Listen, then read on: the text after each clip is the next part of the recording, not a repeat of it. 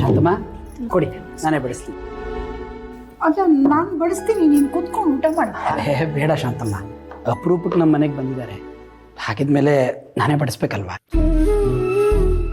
ಜಾನ್ವಿ ಇವ್ರು ಇದ್ದಿದ್ರೆ ಖಂಡಿತ ಅವರೇ ಬಡಿಸಿರೋರು. ಅಂದಮೇಲೆ ಇವತ್ತು ನಾನೇ ಬಡಿಸ್ಬೇಕು ತಾನೆ. ನೀವು ಹೋಗಿ ಸ್ವಲ್ಪ ಪಾಯಸ ತಗೊಂಬನ್ನಿ.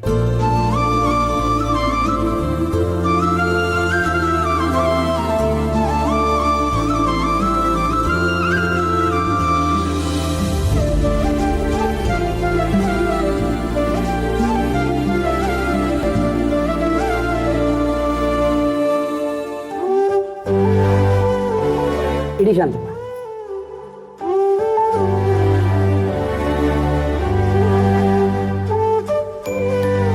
ಶಾಂತಮ್ಮನೆ ಮಾಡಿರೋ ಪಾಯಸ.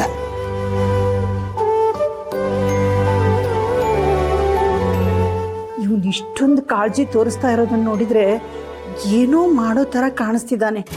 ಇವ್ರ ಹತ್ರ ಎಲ್ಲ ಹೇಳೋಣ ಅಂತಂದರೆ ಆಗ್ತಾನೇ ಇಲ್ಲ. ಏನು ಮಾಡೋದೀಗ? ಇವ್ರು ನೋಡ್ತಾ ಇದ್ದರೆ ಬಲಿ ಕೊಡೋಕೆ ಮುಂಚೆ ಕೋಣಕ್ಕೆ ಚೆನ್ನಾಗಿ ತಿನ್ನಿಸಿ ರೆಡಿ ಮಾಡ್ತಾರಲ್ಲ, ಆ ಥರ ಕಾಣಿಸ್ತಿದೆ. ದೇವ್ರೆ, ನೀನೇ ಇವ್ರನ್ನ ಕಾಪಾಡಬೇಕಪ್ಪ.